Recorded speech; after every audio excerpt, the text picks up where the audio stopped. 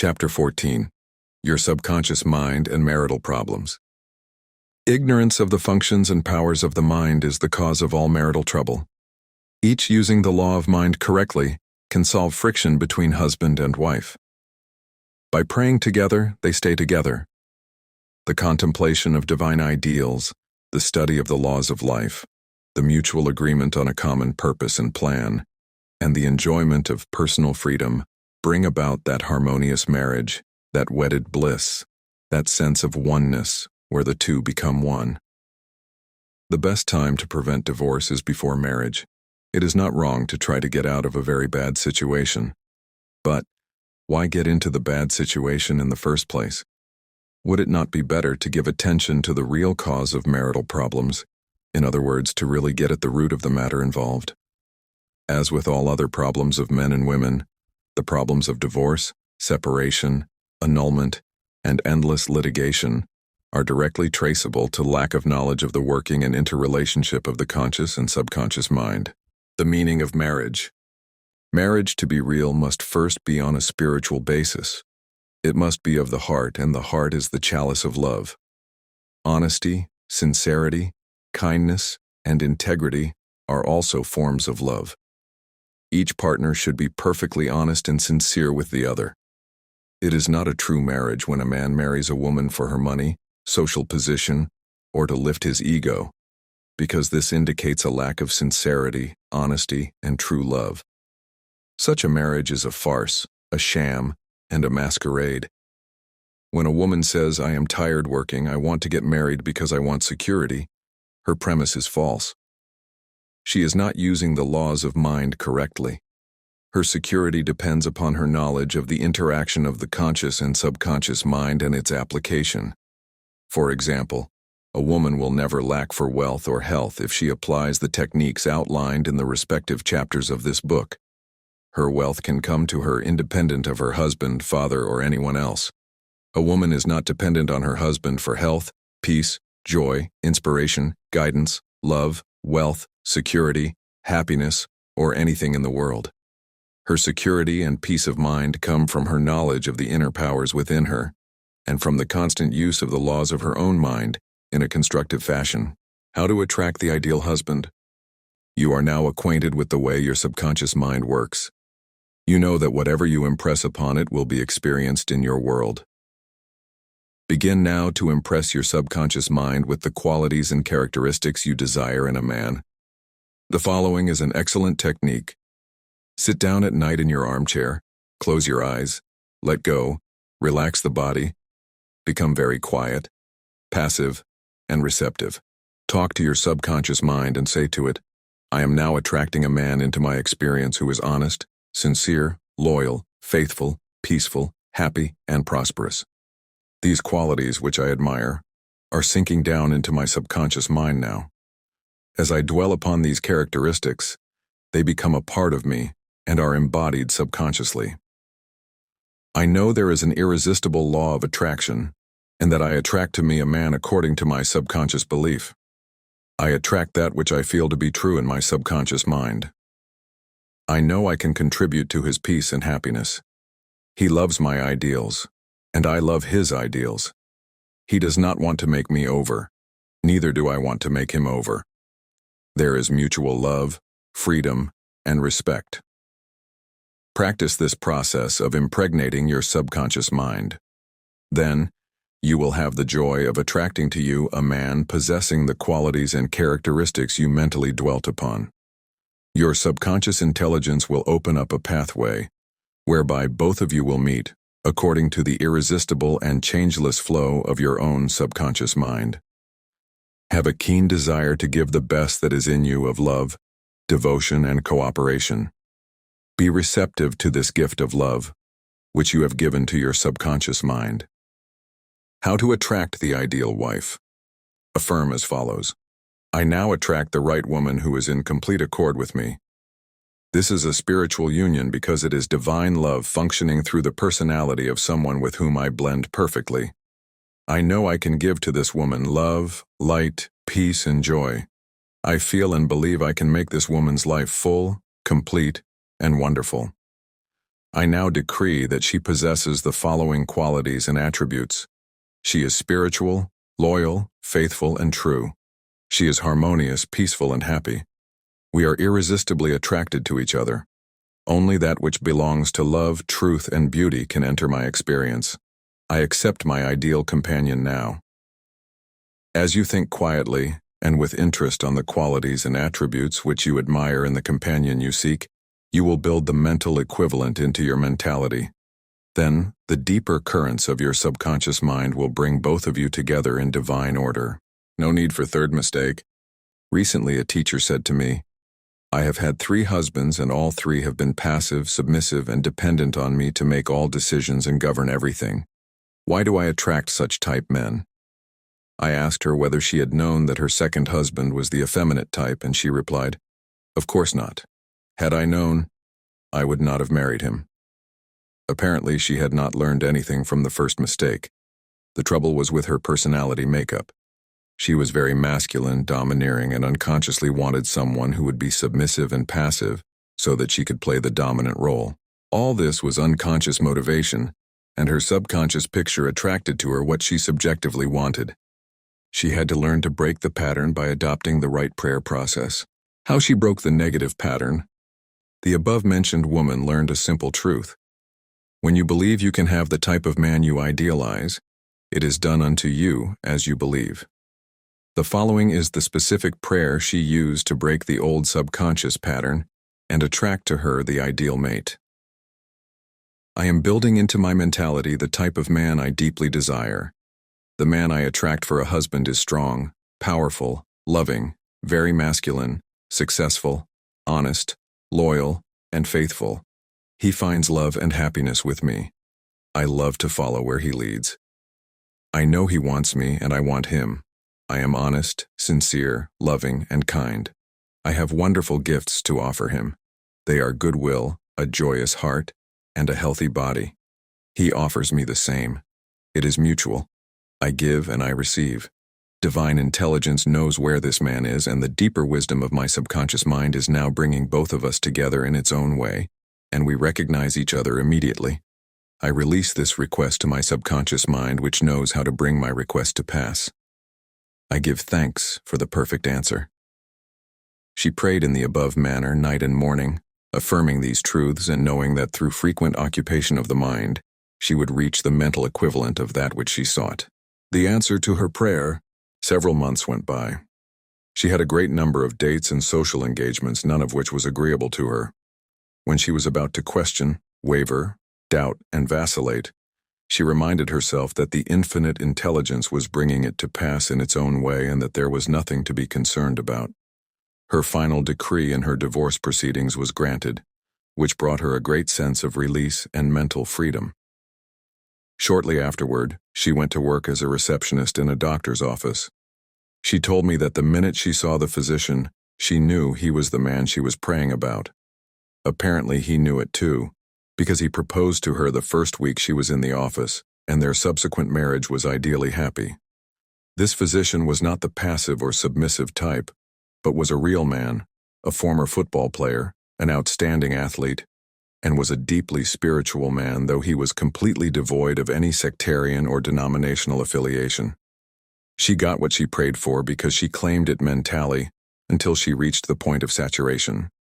In other words, she mentally and emotionally united with her idea, and it became a part of her in the same way that an apple becomes a part of her bloodstream. Should I get a divorce?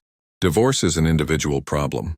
It cannot be generalized. In some cases, of course, there never should have been a marriage. In some cases, divorce is not the solution, no more so than marriage is the solution for a lonely man.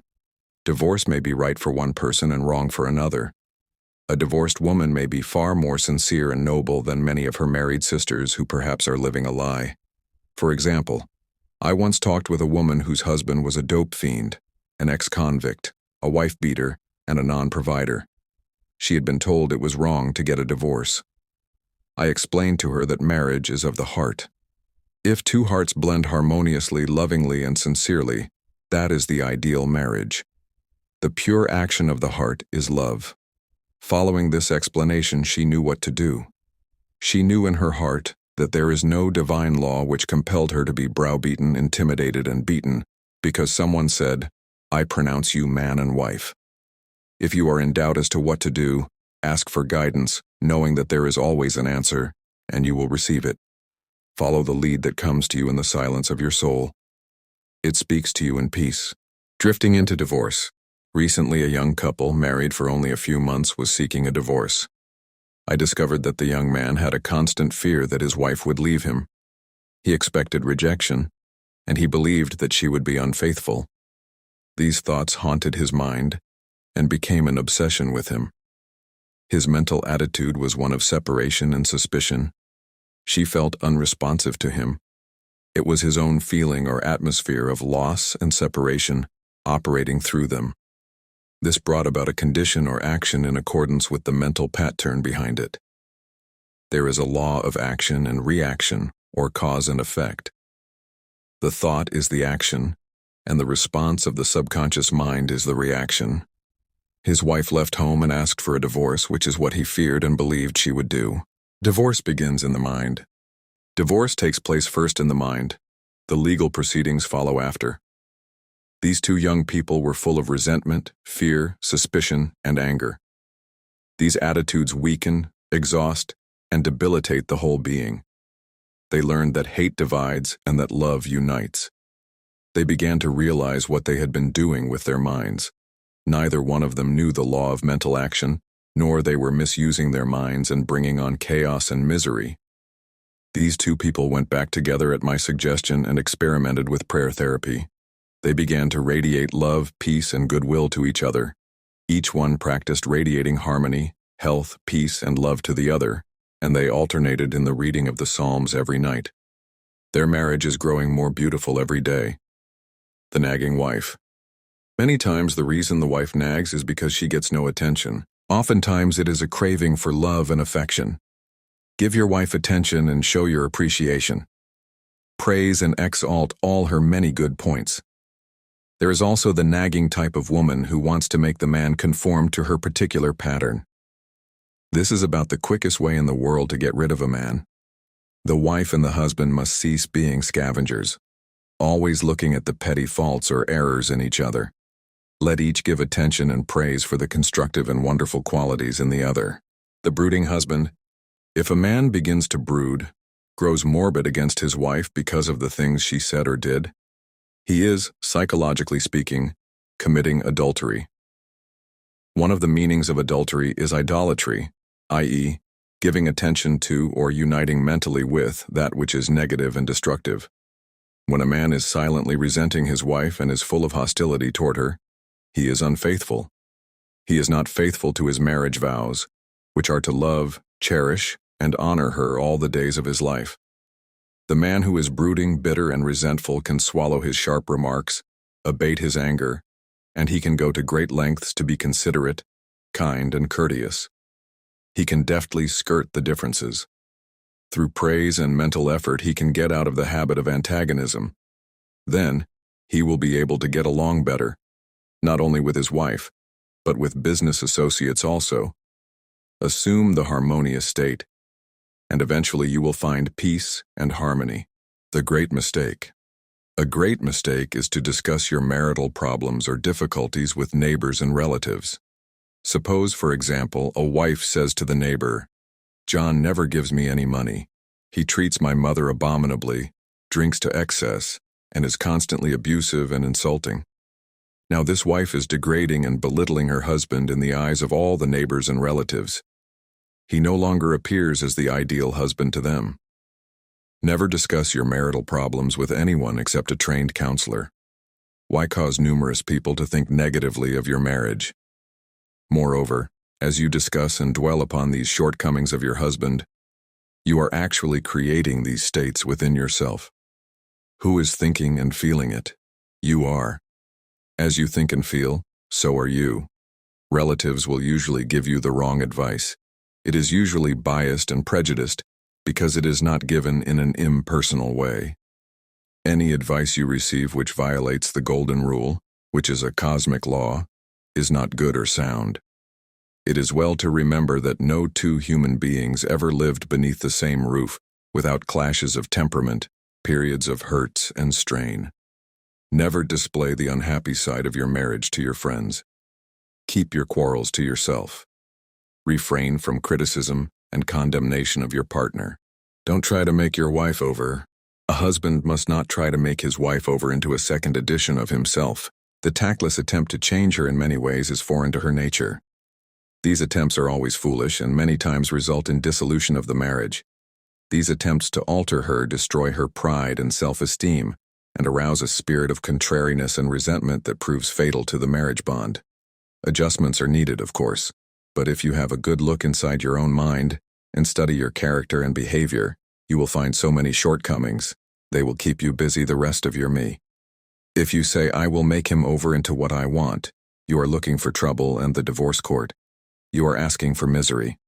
You will have to learn the hard way that there is no one to change but yourself. Pray together and stay together through steps in prayer. The first step. Never carry over from one day to another accumulated irritations arising from little disappointments. Be sure to forgive each other for any sharpness before you retire at night. The moment you awaken in the morning, claim infinite intelligence is guiding you in all your ways. Send out loving thoughts of peace, harmony, and love to your marriage partner, to all members of the family, and to the whole world. The second step. Say grace at breakfast. Give thanks for the wonderful food, for your abundance, and for all your blessings. Make sure that no problems, worries, or arguments shall enter into the table conversation. The same applies at dinner time. Say to your wife or husband, "I appreciate all you are doing, and I radiate love and goodwill to you all day long." The third step. The husband and wife should alternate in praying each night.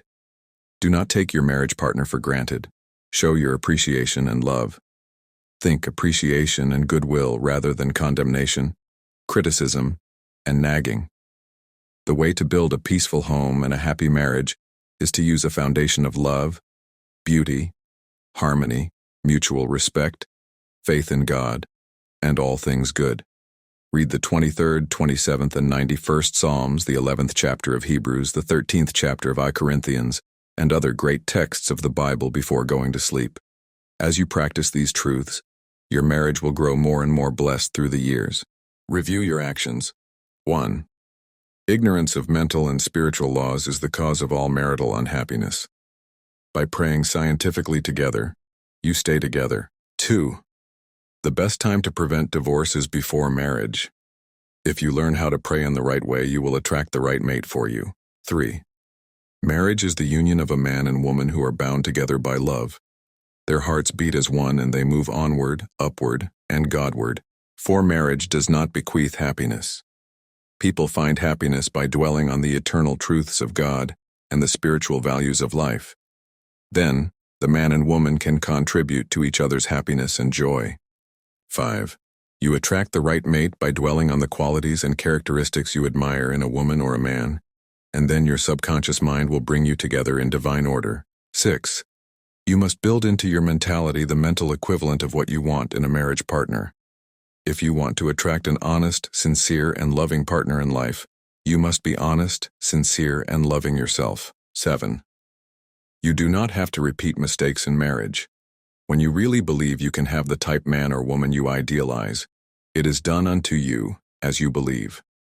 To believe is to accept something as true. Accept your ideal companion now mentally. 8. Do not wonder how, why, or where you will meet the mate you are praying for. Trust implicitly the wisdom of your subconscious mind. It has the know-how, and you don't have to assist it. 9. You are mentally divorced when you indulge in peeves, grudges, ill will, and hostility toward your marriage partner. You are mentally dwelling with error in the bed of your mind. Adhere to your marriage vows. I promise to cherish, love, and honor him or her all the days of my life. 10. Cease projecting fear patterns to your marriage partner. Project love, peace, harmony, and goodwill, and your marriage will grow more beautiful and more wonderful through the years. 11. Radiate love, peace, and goodwill to each other.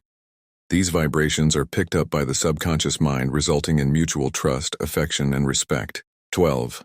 A nagging wife is usually seeking attention and appreciation. She is craving for love and affection. Praise and exalt her many good points. Show her that you love her and appreciate her. 13. A man who loves his wife does not do anything unloving or unkind in word, manner, or action. Love is what love does. 14. In marital problems, always seek expert advice. You would not go to a carpenter to pull a tooth. Neither should you discuss your marriage problems with relatives or friends. You should go to a trained person for counsel. 15. Never try to make your wife or husband over. These attempts are always foolish and tend to destroy the pride and self-esteem of the other. Moreover, it arouses a spirit of resentment that proves fatal to the marriage bond. Cease trying to make the other a second edition of yourself. 16. Pray together and you will stay together. Scientific prayer solves all problems. Mentally picture your wife as she ought to be, joyous, happy, healthy, and beautiful. See your husband as he ought to be, strong, powerful, loving, harmonious, and kind. Maintain this mental picture, and you will experience the marriage made in heaven, which is harmony and peace.